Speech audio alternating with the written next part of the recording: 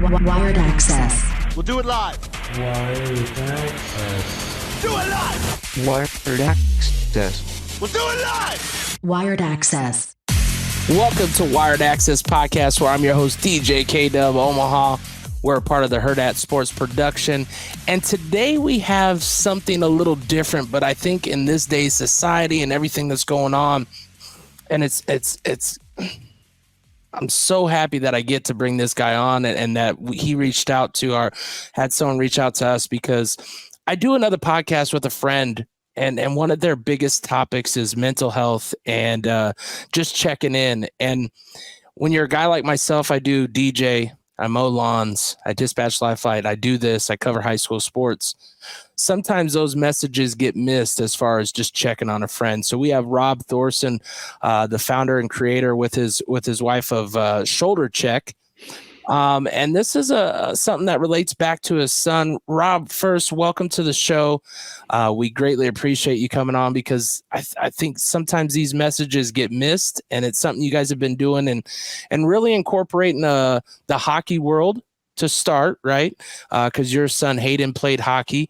How did you get onto this, and what was, I guess, stuff prior to this that maybe you experienced that now you kind of might want to change, and you're seeing change in yourself even in just this short months? Yeah, first off, huge thanks, man. I appreciate having the chance to join you here today. And like you said, I know you got quite a bit that you're up to, and you put a lot out there into the world. And I'm glad to just be able to have a chance to jump in here and kind of contribute our message to it. So thank you very much for that. Where to start, right? So the background, so our initiative's called the Shoulder Check. And what we're out to do is basically we're out to advocate for more awareness for one another, is probably the most general way to say it. And we're saying it's like, small acts can have a big impact. And checking in on somebody can be as simple, literally, as a hand on a shoulder. That's our mission. That's why it's called the Shoulder Check, right? It's just about putting a hand on someone's shoulder and saying, "Hey, man, how you doing?" And we say, because, we might not necessarily know who's struggling, when they're struggling, why they're struggling. We don't know who needs a hand all the time, but we all have a hand to give. So that's kind of our mission, right? Like, it takes a village, and our goal is to just kind of enlist everybody into it. It comes from an unfortunate tragedy. My son took his life by suicide in May of 2022. And I think, obviously there's a lot that goes into that statement, right? A lifetime lived. And there are some commonalities for different folks when they make that decision. And there is one archetype of the person who kind of struggles in silence, who by all outward appearances seems to be thriving, yet is carrying a load that none of us were ever aware of, right? People have said to me, if you made a list with 1,000 people on it, Hayden would have been 1,001. No one would ever have expected it. People, the communities, friends, family, all of us were floored. It's an understatement, obviously, to say that. But instead of kind of memorializing Hayden or talking about how he left us, this idea of the Shoulder Check is meant to honor who he was when he was here with us. He was the hand on a shoulder guy, which is obviously ironic in its own way, but it tells you a lot, right? Like, Hayes was trying to put more of what he wanted into the world himself. And he was the person who checked on people. And that made a big difference for kids. They recognized it. And so when we thought, like, what are we going to do, right? Like, in this moment of crisis, this idea came to us, like, let's just continue doing what Hayden did, and let's just help people get hands on shoulders and check in on one another. So that's kind of the background of it. When you think of the Shoulder Check and think of who Hayden was with the Shoulder Check, when do you think you really realize it, though, that was one of his things? Because I think sometimes the people that are the quiet ones and that work in silence in that way, and I don't mean it in a bad way, just like that's the way they work. They're letting people know that they're there, but not like, hey, I just let 27 people know that I'm there. They're doing it without people knowing. And the kind, unhearted things that are seen. When did you notice that was something that Hayden partaked in, and where do you think he might have started and got that from? Yeah, I guess, it's one of those things when you look at a lifetime in retrospect, you see things maybe more clearly or more definitively than you do in the moment. But I think we always knew, like, so he was a big guy. Like, he wasn't a quiet guy. He was a big center of attention guy, right? Like, he was 6'3", 220 at 16 years old. He was a great athlete. He was a great personality, but more than anything, he was always very present. Like, he was really, really present. He was funny, but not like mean funny, right? Like, he was sharp, observant kind of funny. And I think that was the thing that I think everybody recognized in him, right? Like, the reason why you would spot him, because he was a big dude, right? And he was could be loud, could be the center of attention, but that's not the reason you remembered him. You remembered him because he looked you in the eye when he spoke to you, and he observed things that were true around him. And I think that's a little bit what made Hayes unique, right? Like, you wouldn't necessarily ascribe the word empathetic or kind to, like, kind of, somebody who's a little more alpha 16-year-old dude, right? Like, that's unusual. Yeah.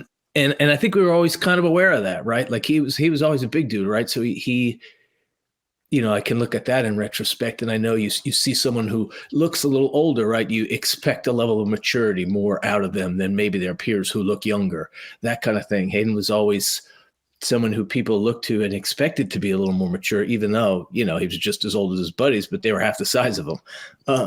But so I think he maybe was a little more mature. He was a little wiser. And I think that's something we always recognized in him. And that's what his friends recognized in him. So when he passed, we got a lot of letters, had a lot of conversations from people that literally said, who's going to do what Hayden did for us now that he's gone? And, the shoulder check is the exact answer to that. We can all kind of be a hand on people's shoulders. It's just a little bit of behavior change. I like the message that you just dropped, though, there. This was letters and messages sent to you, because as parents, we notice some things. We notice, like, when our kids are the respectful ones, the ones that people can count on, the one that people can talk to. Doesn't mean we get the message all the time from them. Doesn't mean they're always, keeping us up to date with anything. And I'm not saying in a bad way, but just they're the quiet. It's not always about them and what they do. But when you can get the message from the student audience that he was a part of, how did that help you also in just the healing part? And I say that because I have a friend whose son is almost at a year since that date happened. Mm-hmm. And I think the grieving part and part of that even my own mother that passed away not too long ago, I don't even think I've grieved for that officially, because I try to be that backbone for the family and try to be that strong guy for everybody. But it's like, when did you feel, did those letters help you with that relief and give you a little bit of knowing him even a little deeper than as a parent sometimes we don't always get? Yeah. That's a deep question for sure. I think, yes. When I spoke for Hayes that day, I said that I didn't think anyone in the world knew Hayes as well as I did. And then coming into possession of all those first person accounts and stories and anecdotes, I realized that I didn't know the half of them. And that was really powerful, no question. And it definitely is something that propped us up, that still props me up now.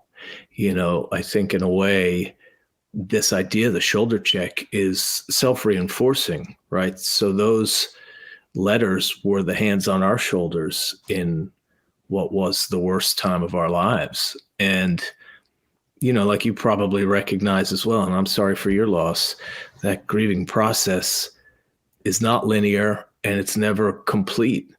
And I think, we carry it and we have to find our own paths to shouldering it. As we speak here, I can definitely only speak from my own personal experience, right? And I'm Yes. not a professional or an expert in this space. I'm not an interventionalist. I'm not a practitioner, which is kind of why it goes back upstream to this idea of kindness, which is something that I do believe we're all qualified to have a point of view in, right? We're all people. We can all lift each other up. And I think, that was the truth that we kind of learned about Hayden's at a deeper level that maybe we didn't know every day, but probably felt all our lives, right? I had this moment where we have this, this hallway at home, and like everywhere, right? You have all these pictures from, from when you're a kid all the way up to, right?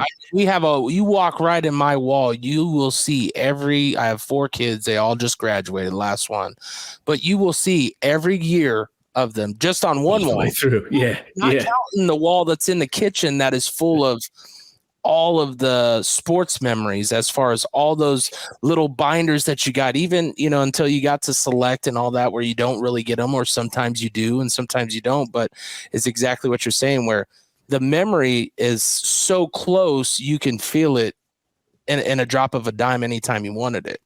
Yeah, I walked that hall while we were, just kind of experiencing things. And I noticed in all these photographs of Hayden that go up the stairs, whether they were candids or what have you, from the time he was 3, and in every single photograph, he's in the middle with his hands on the people's shoulders next to him. And that's when I, just kind of realized, like, the truth of the idea. And, again, like, he was a 16-year-old guy, right? He had all the crazy stuff that everybody else did too. He was no saint. He was living his 16-year-old life, but he was doing it with a degree of empathy that mattered to people, that matters in general, right? That concept of empathy. I talk about, we're a nonprofit, we're a charity, and I say all the time, like, we're not raising money, we're raising awareness for each other. Like, that's the goal of what we're trying to do, and that's, I think, the tribute to Hayes that we can kind of carry forward. Well, and the message is so strong and so broad, but every time that you can slowly reel it into just one word, like you said, shoulder check. When you can reel it into something that smooth and that easy, it makes the transition of the talk easier also, because you don't have to go into the word, because sometimes people don't like to use the word mental or use the word, the trigger words that go, well, I don't have that. I don't have that. Stigma. Yeah, you might not. That's okay. But I mean, because as a grown man, it's hard for us to even admit when we have something going on, let alone a high school athlete. And this hits hard for me because high school athletes is all the number one people that we try to support and get their vision out, especially on sharing film, getting people to, know that next step is available at different levels, like, because before it was always talked about, oh, you got to get to a D1. But when you start having these athletes constantly tell you the stories of, I went this route, I went JUCO, I went D2, then D1, and getting these kids to go, okay, my broader spectrum is, I'm going to find where I'm at. And I think the transfer portal does that for them as well. So they don't have to really find someone that wants you, instead of, I'm going to go sit at a D1. I'm not going to do nothing, but I got the D1. Right. Get somewhere where they want you. And when you think of the stuff that we went through, let's look at a Robin Williams, where laughter and joking and all that is all you see. Right. And I say it because not this generation doesn't know the Robin Williams we knew. And then to find out the result, it's one of those that is an example in this modern day where you can go, that example of the happiness on the outside doesn't always match what's on the inside. And you can't always get, the telling story. I mean, I don't know the backstory, and especially nowadays with social media, anybody can start something on it. So it doesn't always give us the helpful hints to understand what was going on. And you said it yourself, where your son was the outgoing, the be seen because he's a bigger guy, and it's easy for others to get forgotten of going, well, but everything's got to be great. But there's stuff that we can't explain. We can't, we don't know. And you're using these shoulder checks to check. And I like that you did an interview on CBS with one of his close friends, and how important it is. How many of those really close friends really kind of became next sons? I mean, I call some of my kids' friends daughter and son. You always have those, but I believe in this moment, yours might have gained and grew even more than you knew. How was that process for you to even help a little bit more in the process of understanding how important the shoulder check is? Yeah, I was making some notes as you were talking there because you hit on a couple of themes that I'd love to talk a little bit more about. But I'll to your question there, like dozens, man. And I think and certainly your audience knows you get so involved with the athletics and they're as committed as they are, right? My son was on the hockey path, and to one of the points you were making before, you got to find your own path. Everybody doesn't take their own direct route. And for my son, he was they call it AAA in hockey, top level player. And he was on his way to go play in prep school in the Boston area. That was his next step, which was hopefully the path for him to get, the looks that he would get on the college path. But like you said, it's really, especially at that age, you go where you're wanted as a means to get where you want to go, right? To create your opportunities. And he was on that path, and that was good. And I think that that's a really important theme, just what you said there, right? It's cool, right? It's not a straight line for anybody, but for maybe the top 5 in any discipline or sport. And their real goal is just for everybody to maximize their own ability. And it's not going to take everybody to the pros. It's not going to take everybody to D1, but to maximize your potential, I think should be the goal across every discipline. And should that open the path to a professional opportunity, whether it's in sports or otherwise, then that's awesome. Be part of the journey and let the journey unfold, right? Like you can't get to the end game before you go through the process. And I think a lot of what happens now is we find ourselves too focused on the end game, and we're making decisions based on that, which is the wrong order of things. Yeah, and that's what I'm always trying to hit with a lot of the guests that we bring in at many levels. I mean, we've had everywhere from high school all the way up to pro baseball and understanding how like you in baseball, football, basketball, but the grind is something you either have it or you don't have the it to do that grind. And I think everybody sees the starlights, they see everything on the social media, and they're like, oh, look at all this, but they never realize the sacrifices, the giving up, the mental game is one that we had a quarterback, Tommy Armstrong, that's playing in his 30s, but he's telling how it's getting easier for him because his mental's stronger than those who are younger, who come into the league and just think, I'm just going to go all out. No, you don't understand what you have to do to get that successful. What was you said there was a few other notes that you kind of wrote down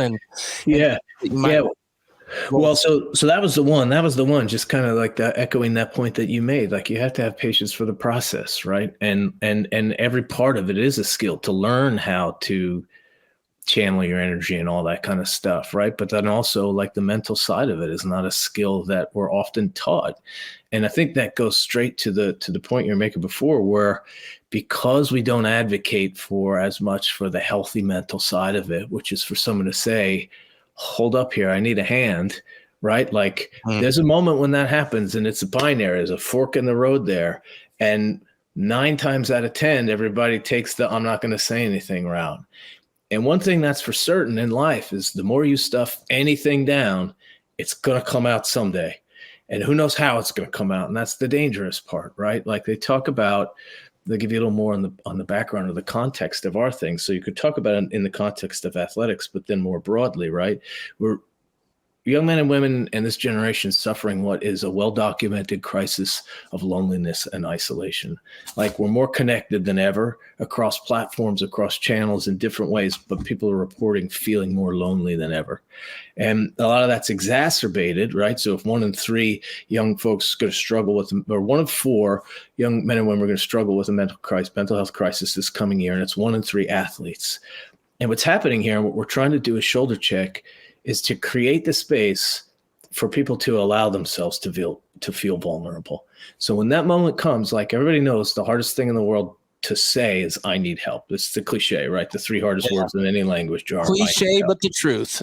Right. Yeah, exactly. Cliches, unfortunately, sometimes exist for whatever reason, and they are rooted in things. And this one is rooted in the truth. Like to say I need help can be nearly impossible, especially for someone who's just trying to project an image and trying to be or fit a role or fit an archetype that they see out in the world that they think that they have to be. And maybe in a lot of places we got coaching that's not in the right place. We got support networks that aren't in the right place that should be advocating for people to ask for the help that they need, and they don't do it. So what Shoulder Check is trying to do is say, like, if we get everybody out there reaching out, checking in, making people feel like someone's there alongside them, when the moment comes when they need a hand, to whatever degree that is, right? Because everybody's own worst day is their own worst day. And that's on a spectrum, obviously, right? Like failing a test or not making a team is radically different than suffering a proper mental health crisis. But still, everybody's worst day is their worst day. We got to create the space to allow them to be vulnerable enough to say, I'm having that bad day. I need a hand. I could use some help, because that's the first chance we get to support somebody. And again, there are matters where support can be just, it's in a day and it passes, or maybe somebody has a bad breakup or that kind of stuff. Or maybe somebody is in proper need and they need support. Like we got to identify those moments and get them on the right path to finding the support they need. And like you said, like stigma, we got to knock that down. But instead of trying to go, for us, instead of trying to say, hey, let's break the stigma, let's just give people easy ways. You said it before, right? Like you don't have to say anything. Sometimes starting a conversation in like the mental health and wellness and emotional space can be very difficult. But now, if everybody understands the universality of a hand on a shoulder and you feel that in your life, we feel like that can only be a positive, and it's not going to fix everything, right? I'm not naive to that, right? But and that's what our mission is. So the hand on a shoulder check is our first idea. We got an emoji that we created that we're trying to get on platform that's about checking in, and we're going to keep coming up with new ideas and putting them in the world, all meant to give folks easy ways to say, I'm here for you. To get those conversations started. So that's kind of our mission, because I think that's it. You mentioned Robin Williams before too, or Anthony Bourdain, for people who don't know. These are people who were outwardly thriving, but were struggling. And that's an archetype. It's called the seeker, right? They're people who are out there putting things into the world, not because they're trying to be heroes or anything like that, but they're searching for something. And we don't always, no one's going to be able to identify that. When you look back, and I say it even for myself as a father, there's things that I could have done to also help my own children understand how important this part is of being able to release it. Is there anything that you feel yourself, like for me, I felt my number one thing was making sure money and work was there and the household was taken care of, when I really should have been coming home and making sure those conversations were happening. Like I say it all the time, I'm lucky, but it could have been one turn wrong for one of them, and it still can happen, right? No one's guaranteeing anything, but to this day, I just wish that was like the one thing I would have done better. So then I could feel at least that I opened the conversation and I started. And I think for parents, when we can admit that these are things that we have to do better, hopefully some parent watching this or someone goes, you know what, that's the step I have to take now, because now is better than never. Right. And you could say that, is there any one thing, was there anything that you can remember or think back to go, man, I probably should have done one thing different. And for me, I just worked too much.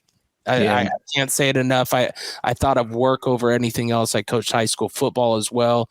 So then coaching sports as well was like a little higher on the totem pole, and it sucks. Yeah.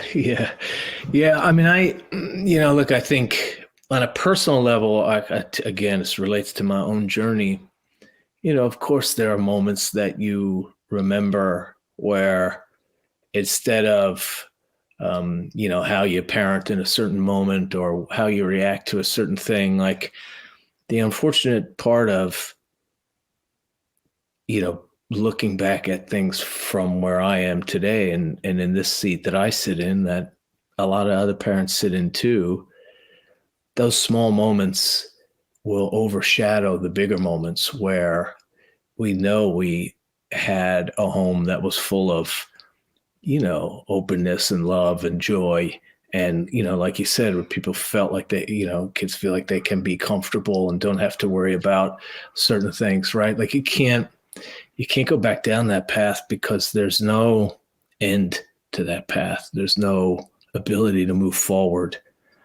And it's a super challenging thing, right? And I'm not saying that by any stretch that I was perfect or that I feel like I was perfect or that anyone ever feels like they're perfect. But I do think that we all need to, like, there's a difference between reflecting and regret, I guess is kind of where I land. And I've thought about this quite a bit. And as a matter of fact, I present the shoulder check to a lot of different audiences, whether they're parents at schools, whether they're clubs, teams, college students, here, there, everywhere.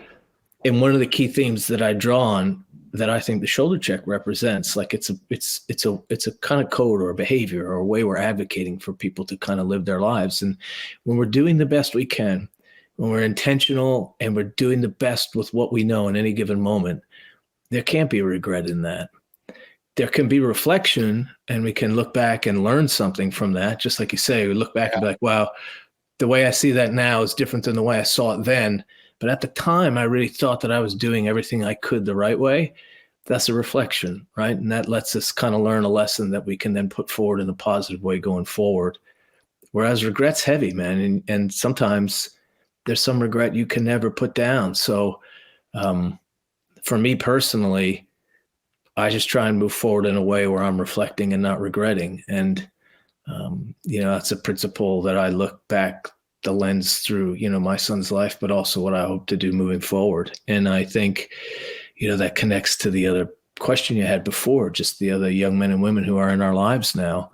Part of developing this idea was to involve every one of those kids in it. Like we had groups here, boys and girls, 40 at a time, where we kind of like, hey, we wrote things on the wall. We shared ideas. Like it was an act of healing for everybody involved. And it still is. And it's a way for everybody to carry a horrible tragedy forward in a way that might add some kind of positive contribution. So I think, it's super complicated, right? It's not an easy thing to reflect on. I'm 2.5 years into our journey with it. And I know that that's something that we'll always be reflecting on for the rest of my life. Well, I like, man, I needed that speech for sure about reflection and regret. I appreciate that more than you know.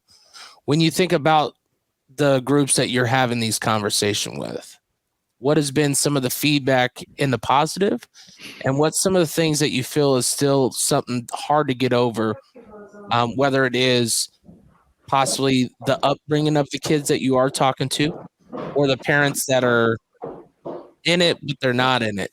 Because there's people that are there, but doesn't mean they're all there for that reason. Right. Yeah. And I can relate to that from our journey, whether that be, on like rec fields or whether it's in the more elite competitive environments and things like that. One of the reasons why our idea is meant to work the way it is because it's like, let the young men and women pass it on. Let it be their idea. So, I say this all the time, like I'm kind of the one who's, got the website and I do that kind of stuff. And sometimes I have to go speak for it, but I'd be very happy to not ever have to speak for this idea again and let kids take it forward. And that's our goal with it. It's not meant to be a lecture. It's not meant to try and teach. In no way do I have a point of view on how anyone, may or may not parent. But I do have a point of view on a belief that like young men and women can support each other, even in the most competitive environments, right? So we've brought together rival towns and had banquets before the Thanksgiving football games, or two prep schools in DC that are bitter rivals. We had a banquet where my son had a friend on each of the two teams, and they presented the idea to their teams collectively the night before their biggest rivalry game, right? Like this, everybody knows what that is. Like you respect your competitors, right? Sportsmanship and that kind of stuff. So this code, or this idea of like being there for one another, it's for them. And that's why we made it with everybody, all of Hayden's friends, not because because it was something that mattered for everybody and we all got to do it together, but also because it's their idea just as much as it is my idea.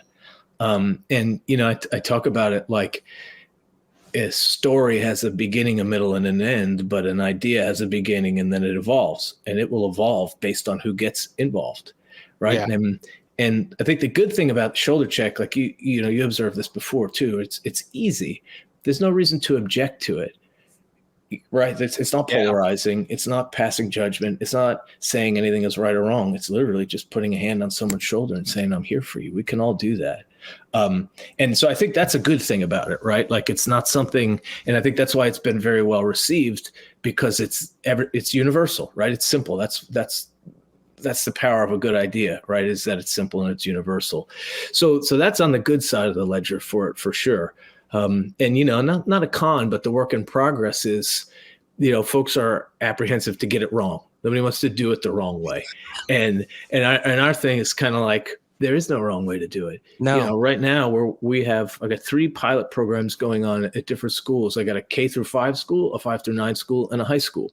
And and we've done it in several colleges as well, right? So it's come to life in different ways at each of those levels. We have, professional athletes, NHL is a partner.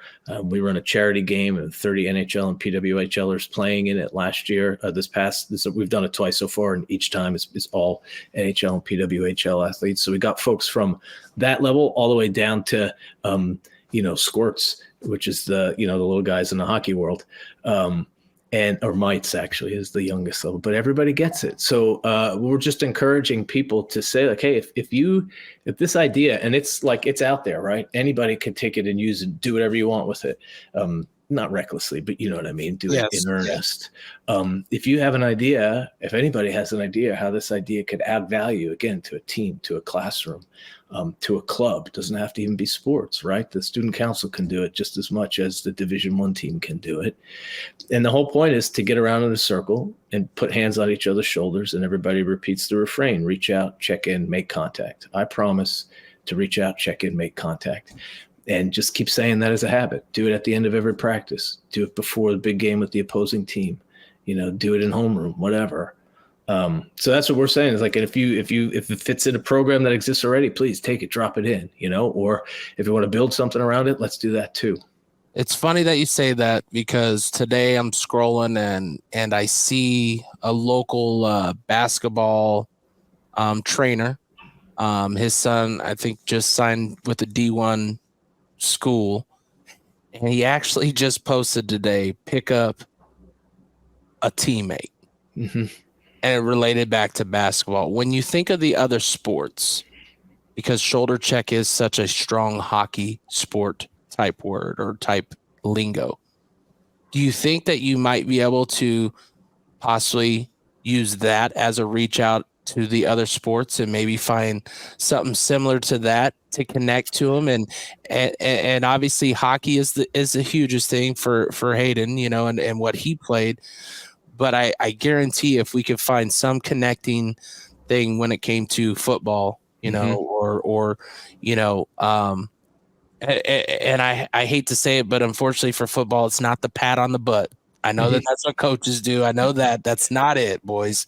Got to find something else. And I say that just because I feel like that is something that is a give and take, right? It's not always something that is seen as a good gesture or something. So obviously that part of football, of the checking on someone, it's got to be something different. But I just like that the day that I'm coming to interview you is the day that I find this same message from someone local using it in a basketball, not with shoulder check, but just checking, because the pressure on, and like you were saying with your son and going through the hockey, we had some local, the Riches, who are twins, who went from Omaha. They sent their kids to New York to play hockey. And then the past 2 years they played on the Carolina team. What is that? The Carolina Hurricanes, right? Mm-hmm, mm-hmm. So they played on their Canes team, the junior team. Junior Canes, yep. Yep. And just hearing the process, I mean, the dad, because of, how much it costs to do those things, sent his kids off as if it was college and they're in high school. And I think these are pressures that can add to kids that people don't know. And even when your kid loves a sport that much, it doesn't mean that it makes it easier because they're getting to go play at a different level. What do you think athletics does for the stress, and how can kids, especially nowadays, I mean, you have football will go 7-on-7 in the spring. Hockey can become all year round if needed. I know basketball goes all year round. I mean, they're doing some fall league during football season, and it's like you're taking these athletes and you're like, you better come all in here. And I think sometimes they either burn them out, their mind doesn't get away from the sport enough to be a kid. And I could say it even with my son. I'm pretty sure there was times, I mean, obviously high school, we kind of backed off a little bit. But until high school, it was go, go, go. Select baseball, select basketball, and football. It was go, go, go. And I think sometimes as parents, we just like, that's what they want to do. But what is the mental that they're going to? What's the things that they're having to go through? Yeah, they look happy to play. You know, what do you feel? How do you feel like the sports athletics helps or hurts or adjusts that mindset? Yeah, I think again, this is one where it's more just kind of my personal opinion on it for sure, as opposed to any kind of, any more knowledge than anyone else has. But I think, everything's like an arms race. And I think you'd find that's the case no matter what the pursuit is now, even outside the world of sports. Even, a couple of years into it, right? My son, when he started maybe 10 years ago, everybody knew that you were better off being a multi-sport athlete at that time because of all the different development. But yet, if everybody's specializing all the time from the jump, there's no time for it. Even simple things like that. But then, did we need to be in Canada when the kids were 8 years old competing? Probably not. Like you said, hockey's a tough one, right? It's the game obviously has grown quite a bit. It's not as regional as it once was, but there are a lot of kids who have to move from home if they're of a certain talent level because they need the competition. But there's also tons who don't need to move from home, but do anyway, because that's kind of the norm now. And it's gonna, when you're 16, 17, 18, that's the path for hockey. You're gonna have to, you got to go find the competition. But when you're 12, 13, 14, I don't think you have to do that. But more and more, the thinking is, well, if you're not doing that, you're falling behind, So we're kind of like creating our own trap for ourselves. And that's tough on kids, right? To move them out and them having to, missing all the pieces of development that go with that as a whole person when you're 14 years old. That's a tough path for sure. We had the chance to do that with, my son. We did not opt for that path, but there we were 3 years later and we were going to have to move, but we were going to go with him and be there and that kind of stuff. So it's a tricky one. And again, kind of like we were saying before, let's just use the world of hockey. There are 711 or 710 professional ice hockey players. Yet for some reason, when we were younger, there was 2,000 parents in one small area who were absolutely certain, or families or kids who thought they were going pro, right? Like we just went through my son's draft year and we see how many folks made it through. And I mean, what a mountain to climb. And of course, it's amazing to have the commitment and the dedication, the passion, the will, all that stuff to pursue a goal, but it just has to be tempered because it's not a realistic goal for but a fraction of people. So I think in that, to the question, it's just kind of like we got to just have the most well-rounded point of view we can on it. We got to not be distracted by the glitzy lights or the one or two success stories at the expense of a lifetime of decisions. It's a challenge. And of course, nobody wants to deny, no parent wants to deny their kid an opportunity. So that's why it's such an easy trap to fall into. But the systems that are being built around every one of these sports are like advanced mass traps. They're just sucking everybody in. They're sucking us all in. Yeah. And they got promises of advisors and agents and representation and so on and so forth. And did you make this camp, that camp, the other camp? Like, I think at some point What's a vacation anymore, right? What's a memory that you're making? And don't get me wrong, I'm not saying when we traveled, I mean, we just had my son's 18th birthday, the youngest one, and my wife went around and asked the family that was at the table, just, what's your favorite memory? And travel ball was one that his sisters brought up. So it's like, it's not like memories aren't made, but there's a lot of memories that can't be made because you are locked into sun up to sundown at a baseball tournament, or you're splitting families. I mean, we have 4 kids. Yep, got to go in different directions. Yep. Which kid are you going with? Which kid, and what are you making to eat? We're not getting the right dinner. We're not getting at the right, like, just all those things put together. And then you go, hey, son, you got homework too. Got homework too. When you think of the COVID year, how do you think the COVID year might have hurt or helped your son at that time? Because some kids took it as a time they could get better themselves. Some kids got on the games more. I could tell you from the school district locally here, we're dealing with it just this last week. We had a football team that had to cancel their last 2 games because of numbers, because of that school district during that COVID year did not play football. So a lot of kids opted out of the school district, and they now don't have those kids or those families anymore because they decided to get rid of sports. Did COVID affect you guys where you live? And if so, do you think good, bad, or indifferent? Again, I think that's a personal one for sure. We've had some tragedies in the area that come on a straight line from that, for sure. So, that's a known. It's definitely harmful in a lot of ways. I think I'm in the Northeast.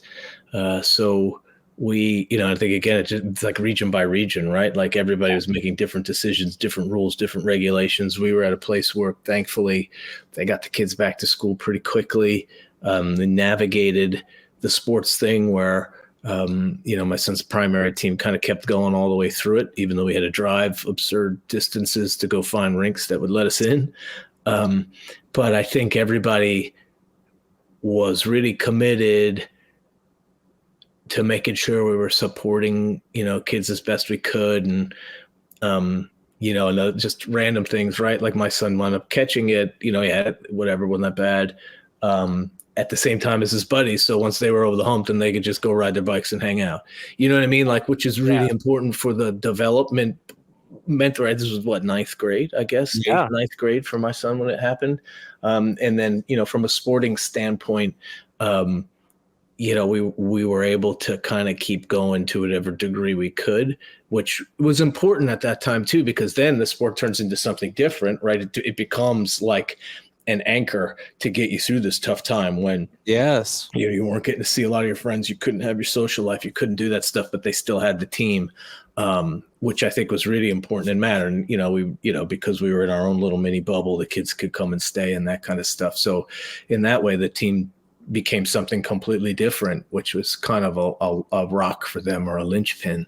But again, that was just our kind of personal experience it was a function of like what the rules were and that kind of stuff and what people were committed to. Because I think, that's the other thing, like we were just saying, right? Like, of course, like the memories that we have, the time we spent together, me and Hayden, those are irreplaceable on the road doing that kind of stuff. And I think, 2 sides to that coin again, right? Like if it's in the right perspective and it's still something that is, yes, it's hard, but still a point of passion and joy, then like that's in the right place. If it becomes a burden or if it becomes something, to your question before, like when is it detrimental? It's detrimental when it's no longer what that athlete loves to do. And that goes full circle back to what we were saying in the first place, which is then that person feels like they can't voice that. And then it becomes central to their identity. And then someday they do lose that. And that's an even bigger crisis. Right. So I think, back to that same theme of just like checking in and knowing like, hey, man, you still good with this? Do you love doing this? Is this your passion? And just creating space to try and hopefully have as real and as honest conversations we can with, sons and daughters, brothers and sisters, friends, we just got to kind of keep checking, because it's also not like, oh man, I asked that question 6 months ago, we're good, right? Like today is different than tomorrow is different than yesterday. So we got to keep, and that's why I say, like, we hope kids will pick this up or teams will pick it up and make it a refrain that they use every day, because every day is different. You got to keep checking in. But it's funny how, each theme we kind of talk on, they're also interrelated, right? Goes right back, and it all connects in one way of different, like you said, everybody's personal experience and everybody's personal things that they're going through is going to be different. And that's why you have to look at it that way, where you're not just like, oh, I'm just checking to make sure your mental's okay. Okay. Yeah, my mental's great. Mm-hmm. Okay. Are you getting how's school going? And I think because of technology, the conversations get harder. I know that's one thing we've kind of really worked with our kids. They didn't have cell phones until high school. They didn't have social media until they graduated. That was my oldest. She was about to get it if she could answer the question of 13. She sets it up and invites us before she turns 13, like honestly the week before. And we said, all right, you made the decision for us. None. And it took college for them to start going, thank you. Mm-hmm. And it's a hard conversation for parents. If your kid's not looking to really push themselves in sports to be a D1 or, a recruit, Twitter isn't needed. That's what Twitter is good for. It is good for sports and junk. Facebook is good for keeping up with friends and family, but it's also bad. You know why? Because it's going to show you what someone's best day was and what all they live and love. But it won't go back to show you what they either had to do to get there. I mean, I know the number one thing everybody asks me, how do you travel so much? Or how do you do? I have 4 kids in select sports. I've worked my butt off while they were doing that, which is very expensive. I haven't changed the hustle. I just don't have the select sports. So now I get to enjoy, so it's like those things where, why do I have to paint a picture of why I get to do what I do? But that's what has to happen, because people get in that jealousy. And I say it because the high school my kids went to here in the Omaha area is the number one for suicide for kids, for high school kids. And it sucks because it's all over it could be of social media. It could be a jealousy. It could be a breakup. It could be any of those things where a conversation could have changed something, whether it's a parent, whether it's a friend, whether it's and obviously parents are so busy trying to make sure sometimes those aren't seen because the kids will hide them until they don't see them. Oh yeah, man. They're in the room or gaming and doing all that. So I appreciate your story. I appreciate you guys raising the awareness, because it's needed across the United States. And I hope, all I ever hope with every episode, that one parent, one student, someone just watches and goes, that's me. That's what I need. That's the part. That's been my experience every time I've had the opportunity to share or talk about this, is that there will be someone who this is on the surface and hopefully it gives them a way to start a conversation. And I think, just real quick on that point you made about social media and the rest, like, these things have been built in certain ways that force us down these paths. That's the biggest problem with them, because I think there is a way to find positive community in these places, but the way they're built isn't optimized towards that. But I think, like there are ways to find positive community in anything, and like we can create that, right? When we can do those kinds of things.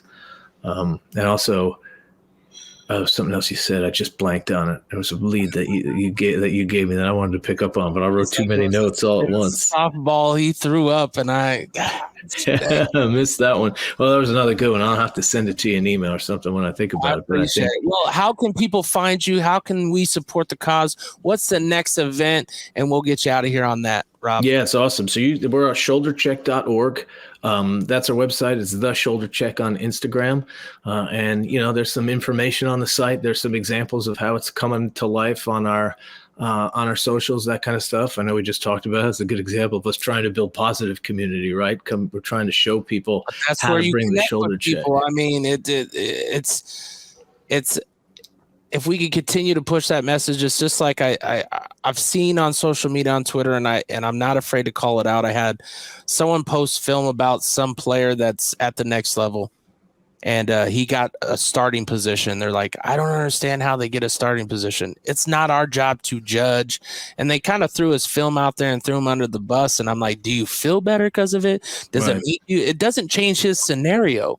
So what are you getting out of it? You want the clickbait? Like, and it's just those type of people that, I don't know, man. I have no problem with calling out, because I'm always about the positive of these kids. No matter what level you're trying to go to, no matter what you're trying to obtain, if you're trying to get there, just know there's people like myself and others that are just wanting you to be positive, wanting you to have the opportunity be there and be seen. And when we get good feedback from fans and people, it just really hits hard here. And once again, Rob, I appreciate your time, your story, and we're going to get this out, thanks to Hurrdat Sports Production, Awesome. setting it up, especially my producer, Austin. I want to give a shout out, because this story right here is one that has to be heard. And if you have anything that you need as far as when's the next hockey event that people can find? Yeah, so our big one is in every summer, but like I said, like we're there to support events anywhere anybody wants to bring it. And to that end, I gotta give a solid hat tip to the Omaha Lancers there in the USHL, who in fact had a shoulder check game last year. As one of my son's good friends is in fact on the roster, so they brought it into their building and they shared it with everyone in attendance. And so maybe let them know about me, because I do stuff for the Omaha Beef, and of course they're in the same venue there at the Ralston Arena. So I would love to connect with them. They got a new coach this year. We introduced him at one of our, because I'm like a fan interaction guy for the Beef. So we introduced the new head coach. But let's make that connection, because I would love to continue to support it. And if we could do it here in Omaha, we could start something big here in Omaha. And we appreciate you. I'm grateful for it. Thank you for the chance to share this with you today. I really enjoyed the conversation. Yes, sir. And we'll see you guys next time. Wired Access Podcast. Like, share, follow, all that fun stuff. We'll see you next time.